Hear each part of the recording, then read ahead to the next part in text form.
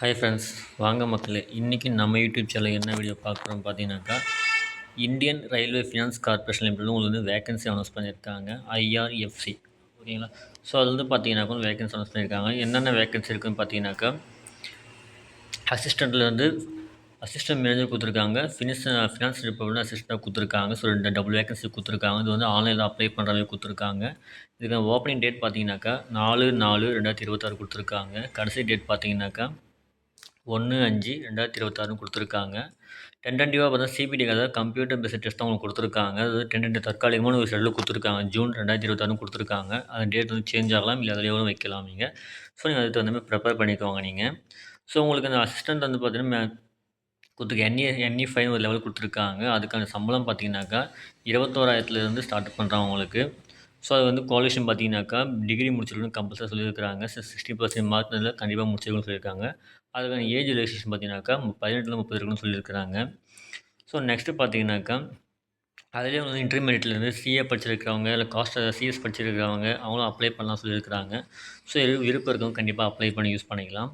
So next பார்த்தீங்கன்னாக்கா assistant manager கொடுத்துருக்காங்க finance டிபார்ட்மெண்ட்டில். அது வந்து பார்த்தீங்கன்னாக்கா உங்களுக்கு 40,000 சம்பளம் சொல்லியிருக்கிறாங்க, ஸ்டார்டிங் சொல்லியிருக்காங்க. ஸோ அதுக்கு வந்து டிகிரி முடிச்சிருக்கணும்னு சொல்லியிருக்காங்க. அப்படி இல்லைனாக்கா நீங்கள் சிஏ, சிஎம்ஏ, சிஎஸ்ஸு, அப்படி இல்லை எம்பிஏ ஃபினான்ஸ் டிபார்ட்மெண்ட்டில் கிராஜுவேட் போஸ்ட் கிராஜுவேட் எல்லாமே முடிச்சிருக்கோங்க. கண்டிப்பாக அப்ளை பண்ணி யூஸ் பண்ணிக்கலாம் நீங்கள். இதுக்கான வயது பார்த்தீங்கன்னாக்கா 18 30 வரைக்கும் சொல்லியிருக்கிறாங்க. ஸோ இது கண்டிப்பாக அப்ளை பண்ணி யூஸ் பண்ணிக்கலாம் நீங்கள். ஸோ நெக்ஸ்ட்டு பார்த்தீங்கன்னாக்கா ஏஜ் செஷன் கொடுத்துருக்காங்க, ஏஜ் ரிலாக்ஸேஷன் கொடுத்துருக்காங்க பாருங்கள். 5 இயர்ஸ் வந்து எஸ்சி எஸ்டிக்கும், பை 3 இயர்ஸ் வந்து பார்த்தீங்கன்னா ஓபிசி என்எல்சிக்கும் கொடுத்துருக்காங்க. ஸோ அது தகுந்த வந்து யூஸ் பண்ணிக்கலாம் நீங்கள். ஸோ நெக்ஸ்ட்டு பார்த்தீங்கன்னாக்கா போதுமான இன்ஃபர்மேஷன்லாம் தெளிவாக அனக்ஷர் 2 அனக்ஷர் 3 தெளிவாக கொடுத்துருக்காங்க. ஸோ உங்களுக்கு இன்னும் டவுட் இருந்தால் கண்டிப்பாக படித்து பார்த்து நீங்கள் வந்து தெரிஞ்சுக்கலாம், நீங்கள் அப்ளை பண்ணிக்கலாம் நீங்கள். ஸோ அது வந்து பார்த்தீங்கன்னா சிபிடி எக்ஸாம் எழுதியிருப்பாங்க. ஸோ பர்சன் ஹேவிங் டிசபிலிட்டி இருக்காங்களா அவங்களாம் பார்த்தீங்கன்னா 40% இருக்குது. ஸோ எல்லாமே கொடுத்துருக்காங்க தெளிவாக உங்களுக்கு. ஸோ அதெல்லாம் படித்து பார்த்து எல்லாமே தெரிஞ்சுக்கிட்டு நீங்கள் அப்ளை பண்ணலாம் நீங்கள். ஸோ நெக்ஸ்ட்டு பார்த்தீங்கன்னாக்கா உங்களுக்கு சேலரி எல்லாமே தெளிவாக கொடுத்துருக்காங்க பாருங்கள். அசிஸ்டன்ட் NEனாக்கா 21,000 சொல்லியிருக்கிறாங்க. அதே பார்த்தீங்கன்னாக்கா அசிஸ்டன்ட் மேனேஜர்னாக்கா 40,000 சொல்லியிருக்கிறாங்க. அது வந்து ஸ்டார்டிங் சேலரி தான் சொல்லியிருக்காங்க உங்களுக்கு. அதுக்கப்புறம் உங்களுடைய எக்ஸ்பீரியன்ஸோ இல்லை நீங்கள் பர்ஃபார்மன்ஸோ பார்த்து உங்களுக்கு இன்க்ரிமெண்ட் பண்ணலாம் உங்களுக்கு, இல்லை இயர்லி ஒன்ஸ் இன்க்ரிமெண்ட் பண்ணலாம் உங்களுக்கு. ஸோ அது தம்பி பார்த்து அவங்களுக்கு பண்ணுவாங்க உங்களுக்கு. ஸோ நெக்ஸ்ட்டு பார்த்தீங்கன்னா செலெக்ஷன் ப்ராசஸ் தெளிவாக கொடுத்துருக்காங்க பாருங்கள். அசிஸ்டன்ட் NEனாக்கா சிபிடி, அதாவது கம்ப்யூட்டர் பேஸ்ட் டெஸ்ட் இருக்கும், டாக்குமெண்ட் வெரிஃபிகேஷன் இருக்கும், இன்டர்வியூ இருக்காது உங்களுக்கு, மெடிக்கல் டெஸ்ட் இருக்கும் உங்களுக்கு. அது இந்த அசிஸ்டன்ட் மேனேஜர் பார்த்தீங்கன்னாக்கா சிபிடி கம்ப்யூட்டர் பேஸ்ட் டெஸ்ட்டும் இருக்கும், டாக்குமெண்ட் வெரிஃபிகேஷன் இருக்கும், இன்டர்வியூ இருக்கும், மெடிக்கல் டெஸ்ட் எல்லாமே இருக்கும் உங்களுக்கு. ஸோ அது யூஸ் பண்ணி தான் உங்களுக்கு வந்து செலெக்ஷன் பண்ணுவாங்க உங்களுக்கு. ஸோ அடுத்து பார்த்தீங்கன்னாக்கா உங்களுக்கு வந்து சிபிடி வந்து பார்த்தீங்கன்னா பார்ட் ஏ பார்ட் பின்னு ரெண்டு பிரித்து வைக்கிறாங்க உங்களுக்கு. நெகட்டிவ் மார்க் வந்து பார்த்தீங்கன்னாக்கா சிபிடிக்கு 1/4 மார்க் உங்களுக்கு ப்ரொவைட் பண்ணுறாங்க. ஸோ அதுக்கடுத்து பார்த்தீங்கன்னா சிபிடி வந்து பார்த்தீங்கன்னா 100 கொஷின்ஸ் இருக்கும் உங்களுக்கு. அது வந்து ஒரு கொஷினுக்கு ஒரு மார்க் அந்த மாதிரி 90 நிமிஷம் கொடுக்குறாங்க. மொத்தம் 120 நிமிஷம் கொடுத்துருக்காங்க உங்களுக்கு. பிடபிள்யூனா 27 நிமிஷம் கொடுத்துருக்காங்க. மற்றபடி உங்களுக்கு 90 நிமிஷம் கொடுத்துருக்காங்க. ஸோ அதேமாதிரி பார்த்து நீங்கள் ப்ரிப்பேர் பண்ணிட்டு நீங்கள் எக்ஸாம் அட்டன் பண்ணுற மாதிரி இருக்கும் நீங்கள்.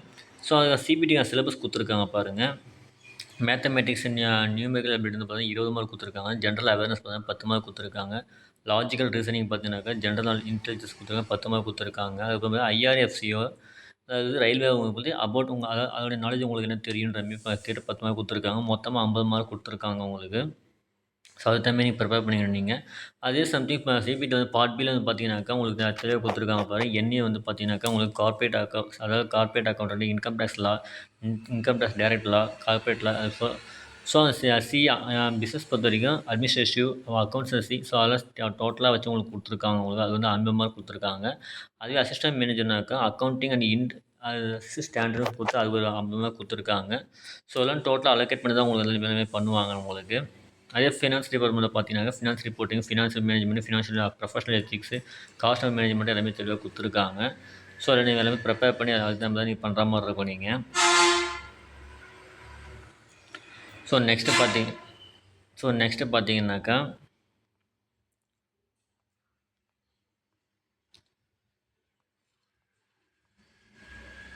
எக்ஸாம் சீரிஸ்னு தெளிவாக கொடுத்துருக்காங்க பாருங்கள். எந்தெந்த சிட்டியில் உங்களுக்கு எக்ஸாம் அலோகேட் பண்ணுவாங்க தெளிவாக கொடுத்துருக்காங்க.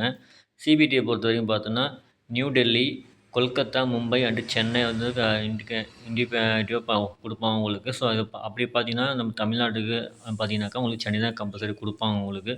ஸோ அதுக்கு தகுந்த மாதிரி நீங்கள் ப்ரிப்பேர் பண்ணிக்கோங்க நீங்கள். அதுக்கடுத்து பார்த்தீங்கன்னா எக்ஸாம் ஃபீ கொடுத்துருக்காங்க பாருங்கள். அது எண்ணியாக இருந்தாலும் சரி, ஃபினான்ஷியல் டிபார்ட்மெண்ட்டாக சரி, அதுமாரி டோட்டலாக பார்த்தீங்கன்னா உங்களுக்கு ரூ. 500 சொல்லியிருக்காங்க. நான் ரீஃபண்டபிள் தான் இது, ரீஃபண்டபிள் கிடையாது. நான் ரீஃபண்டபிள் அமௌண்ட் தான். அமௌண்ட்டு ரூ. 500 பே பண்ணிங்கன்னா பே பண்ணதை உங்களுக்கு ரிட்டர்ன் கொடுக்க மாட்டாங்க. ஸோ அதுக்கு தகுந்த மாதிரி யோசிச்சு பார்த்து நீங்கள் அப்ளை பண்ணுங்க நீங்கள்.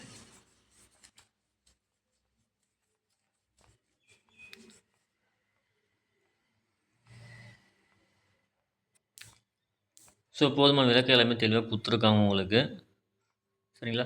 ஸோ இந்த வீடியோ பிடிச்சிருந்தா லைக் பண்ணுங்கள், ஷேர் பண்ணுங்கள், கமெண்ட் பண்ணுங்கள், மறக்காம சப்ஸ்கிரைப் பண்ணுங்கள். அப்போ தான் நம்ம நெக்ஸ்ட்டு போகிற நிமிஷம் கிடைக்கும் உங்களுக்கு.